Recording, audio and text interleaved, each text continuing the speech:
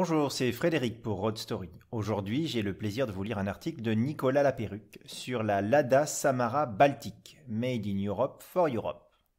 La Lada Samara, tout le monde connaît. Présentée en 1984, elle sera commercialisée 2 ans plus tard, d'abord en 3 portes avec des moteurs 1100 et 1300 cm3, puis en version 5 portes et le moteur 1500 cm3 développant la puissance stratosphérique de 71 chevaux. Au fil du temps, tous les importateurs européens ou presque y vendent de leurs séries spéciales, de leurs versions ou de leurs options rajoutées aux modèles venus du froid. À la fin des années 80, la Samara fait un vrai carton en Europe. En France, les concessions POC qui les distribuent ne désemplissent pas et on tutoie les 20 000 ventes par an, soit autant par exemple que Volvo ou Seat sur l'année 2016. Seulement voilà, les évolutions sont inexistantes et l'imagination débordante de POC ou de ses confrères européens pour pondre des séries spéciales et faire vivre le réseau ne suffisent plus. L'éclatement de l'URSS, l'arrivée des premières coréennes Daewoo Nexia ou Hyundai Pony mettent un coup d'arrêt au succès de la Samara en Europe. En France, POC sent le vent tourner et vend la boutique à bon prix à la maison mère Lada en 1993. Bref, en cette première partie des années 90, la situation est critique. Les ventes s'effondrent inexorablement, le lancement de la version 4 portes appelée Sagona n'a rien changé, et surtout le constructeur russe est incapable de faire évoluer son modèle. Pire encore, sa remplaçante, le projet 2110 dans les cartons depuis la fin des années 80, est loin d'être prête. Si le développement est achevé, l'industrialisation est repoussée pour cause de finances. L'usine de Togliatti est le lieu de tous les trafics et le passage à l'économie de marché se fait dans la douleur sur les bords de la Volga. L'outil industriel est dépassé, la corruption et les vols gangrènent toute volonté d'avancer. En 1994, la 2110 est présentée au Mondial de l'automobile, ce qui fait penser aux clients Lada que la Samara va bientôt disparaître, mais rien n'arrive. La solution viendra de l'Europe du Nord. En effet, Eurolada, qui regroupe les importateurs allemands, belges, hollandais, finlandais et suisses, propose un deal à Lada. Il croit au potentiel d'une Samara modernisée et améliorée, fabriquée sérieusement en Europe pour les Européens. En novembre 1995, une société est créée. Elle regroupe tous les partenaires du projet. Avtovaz, AVA, qui signifie en gros Alliance Automobile Russe, Eurolada et Valmet Automobile. Ils vont construire la Samara européenne.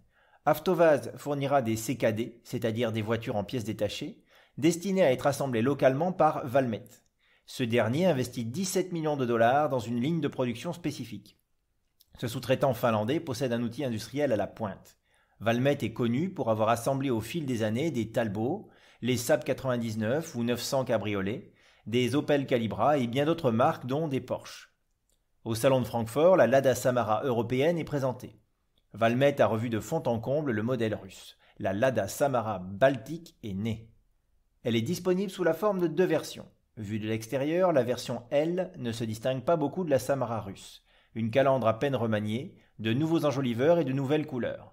Pourtant, un œil avisé pourra vite la distinguer d'une version de la Volga.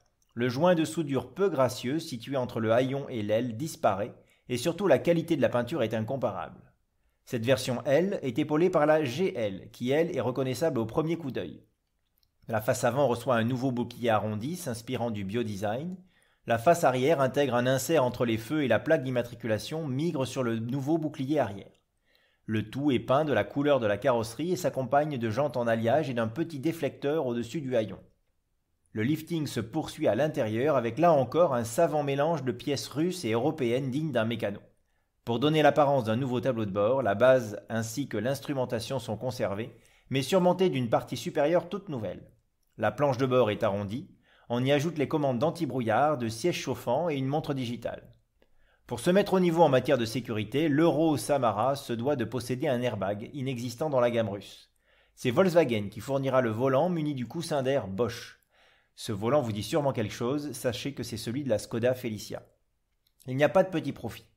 Les modifications continuent dans l'habitacle avec des panneaux de porte modifiés dans leur aspect qui accueillent du velours et de nouvelles poignées arrondies.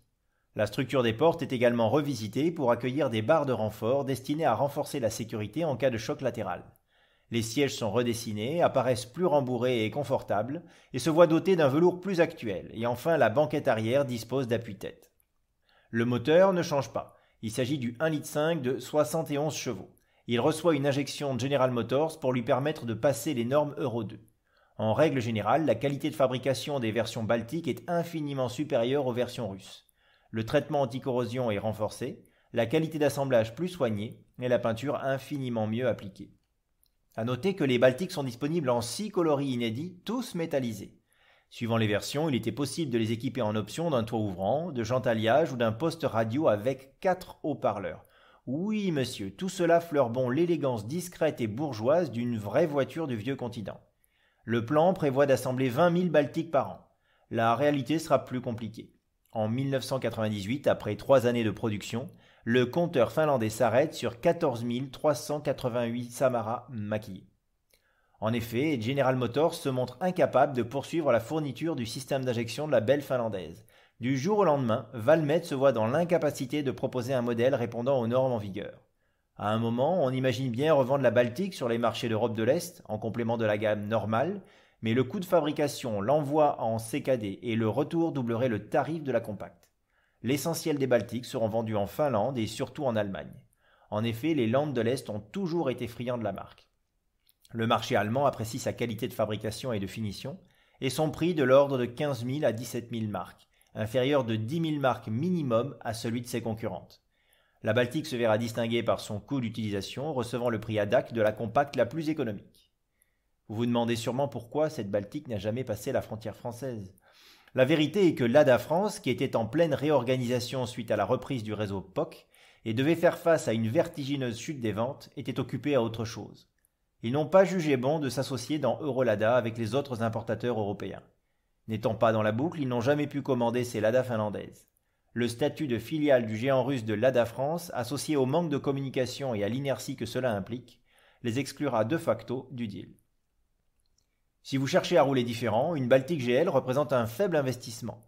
Le plus dur sera d'en trouver une, mais une visite en Suisse, Allemagne ou même Belgique devrait vous permettre de mettre la main sur un exemplaire pour moins de 1 500 €. Comment les reconnaître? C'est les seuls Samara dont la peinture n'a pas bougé et qui ne sont pas rouillés. En espérant que ce récit de Nicolas Laperruque vous aura plu, n'hésitez pas à revenir régulièrement sur Road Story pour bien d'autres histoires.